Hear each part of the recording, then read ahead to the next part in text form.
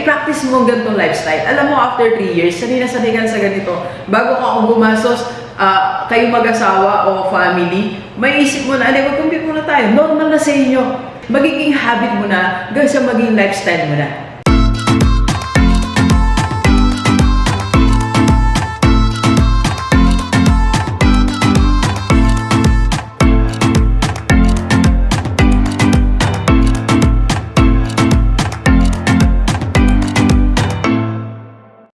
Positive Day, Gilivers. This is Dr. Gigi Sunga from Mike and James Project. Magandang umaga sa lahat ng mga Gilivers natin. And this is the first time po tayo panood sa YouTube channel. Thank you very much. Please subscribe. Click mo na po yan, Doc Gigi Sunga. And sa lahat ng mga gustong magpa-coach kay Doc, or if you want to start, advertise, or improve your business, just PM me sa aking personal FB. Nandiyan lang sa paligid. Okay? And if you want to join my IMG Rockstar team for your personal investment, passive income, and online business, PM ka lang din, okay? Alright, so bakit nga ba kinakapos ang ating pera monthly? Bakit kinakapos ang budget mo? Diba? Diba minsan napapansin natin, dati kasya naman, bakit ngayon biglang hindi na siya kasya? Yeah? So dati nakakabili pa tayo ng iba nating damit, napag-shopping pa tayo, or nakakain pa tayo sa labas. Pero ngayon, unti-unti, nababawasan na o hindi na umaabot yung budget. Diba? Yung 5 days before, hindi pa siya umaabot, di ba? Kinakapos, alright? So, ano ba nangyari? Okay, so ganito. Actually, marami pong factors yan. Madaming factors. Pero, minsan sabihin natin na, doon kasi yung inflation rate, okay, tama yun. Tumataas ang bilihin, hindi naman tumataas ang sweldo natin. Pero, meron pang isang dahilan. Bakit hindi nagkakasya ang ating budget? Okay? So, ayan, discuss natin. Alright? Habang tayo nagkakape, magkape tayo ngayon, mga Gilivers. Monday ngayon eh, kaya ang dami kong energy. Okay, so ito po ang unang-unang dahilan. Bakit kinakapos tayo ng budget? Bukod sa mga binanggit natin na inflation rate and tumataas na expenses, di ba? So, ito kasi po siya, alright? So, dahil lumampas ka sa 30% ng mga binabayaran mo. Alright? Yes, you heard it right. Lampas ka na sa 30%. Okay? Doc, ano ba ang 30% ang binabayaran? Ganito po. According to the rule of thumb, or sa mga experts na napapakinggan natin, nababasa natin mga principles, ang dapat lang daw po na percentage sa sweldo mo na pambayad mo itong mga necessities na sasabihin ko ay 30%. So, ano ba yung necessities? Necessities nga ba or mga expenses? Okay? So, una-una, kung ikaw ay kumuha ng housing loan, doon kayo nakatira. Alright? So, you should not be exceeding 30% ng binabayad mo a month. Okay? So, that's just part. Then, minsan diba, meron tayong binabayaran na bahay, may binabayaran tayong kotse. Monthly. Okay?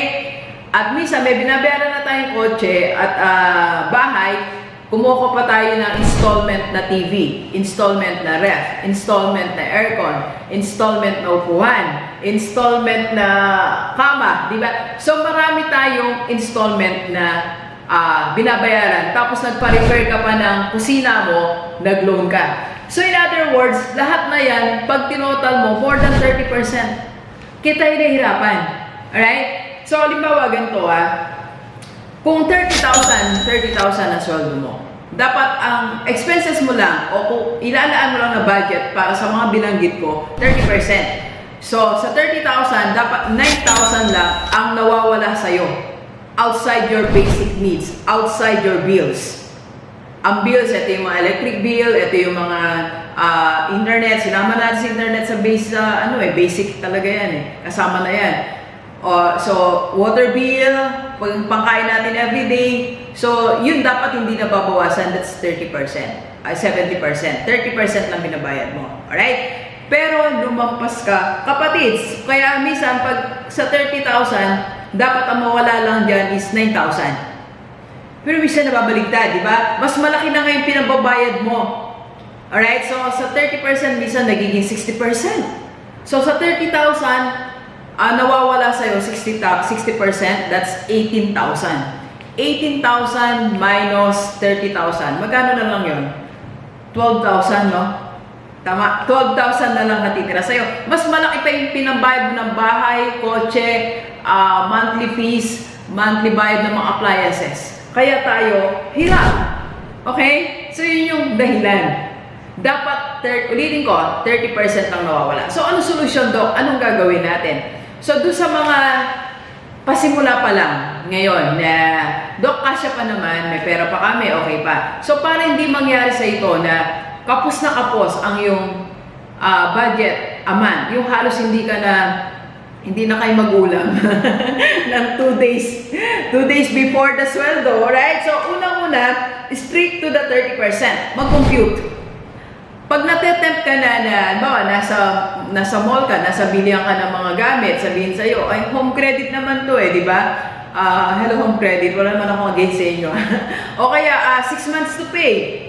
O kaya, credit card. Di ba? So, umuwi ka muna ng bahay pag ganun. O umupo ka sa isang tabi, magkape ka, at mag-compute. Strict to the first 30% and compute. Yun yung first recommendation nito.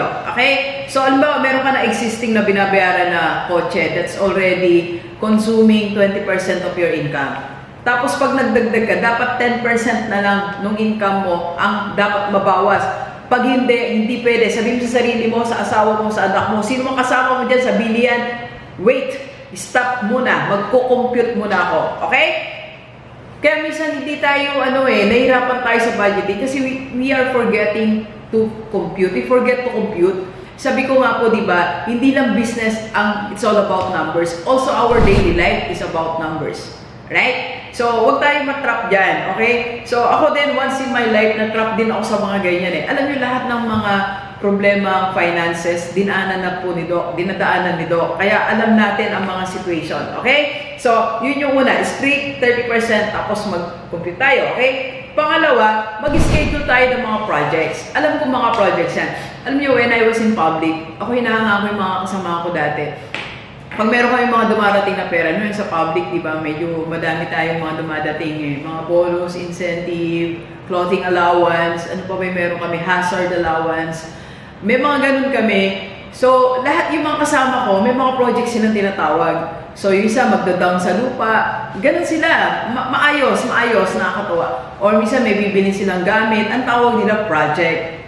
Diba? So, napakaganda. Halimbawa, itong month na to, may project ako. Itong year na to, may project ako. So, yung project mo, that means yung bibilin nyo ng family mo, you call it project. Pag-usapan nyo, you can call it project. As suggestion ko lang.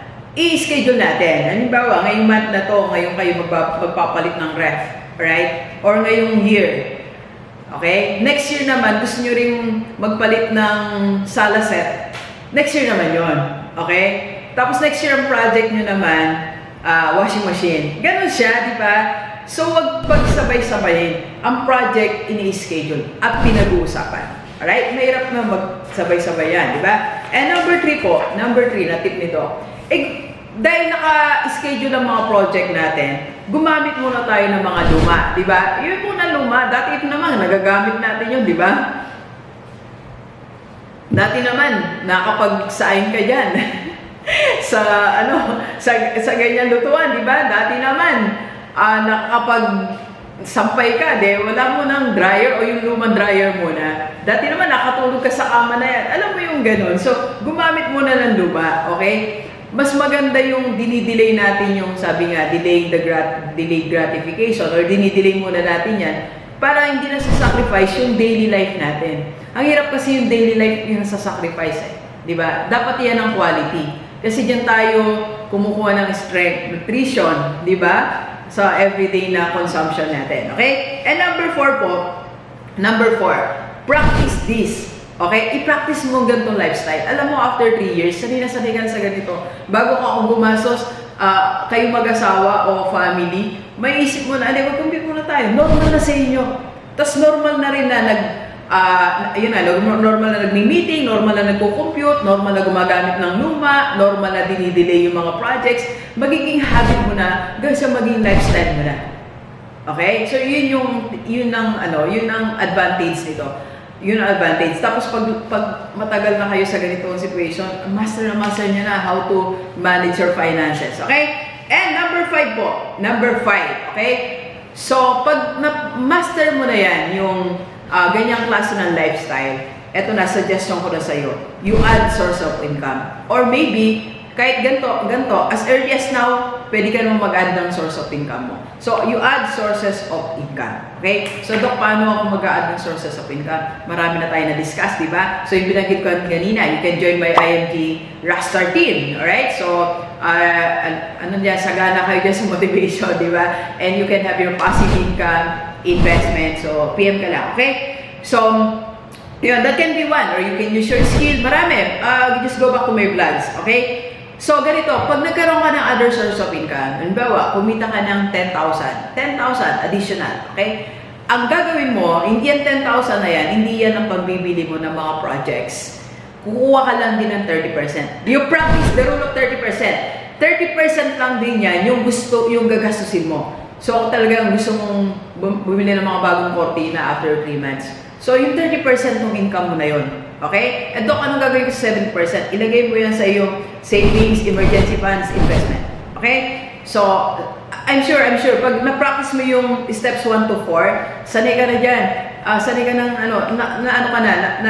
okay na yung dibdib mo, hindi na masakit na mag-ipon. Sa una lang masakit mag-ipon, mag-invest, yung parang isip mo, nawalan ka, hindi. Masasanay ka, okay? Alright, so you have your savings, emergency funds, and investment. Yan ang tinuturo natin. Isa yan sa mga advocacies ng IMG, Batay nag-IMG. Okay? Kaya, hintayin na kita sa team ko. Alright? So, GDPers, ayan ang challenge ko sa iyo ngayon. Okay? So, bakit lumalabas tayo na kinakapos tayo ng budget because of the 30%? So, ang challenge ko, mag-compute. Okay? Huwag lumampas 30%. Ulitin ko lang ha, bahay, kotse, loan, appliances, ulugan, lahat ng mga credits na yan, dapat 30% lang ng salary mo and have other source of income. Okay? So, sana nakatulong ang ating vlog, alright? And please share this video sa lahat ng mga kaibigan natin, kahit OFW, dito sa Pilipinas, para sama-sama tayo, mabago tumula nating buhay. Thank you very much, GDPers. Enjoy the rest of the day, and let's go, let's go.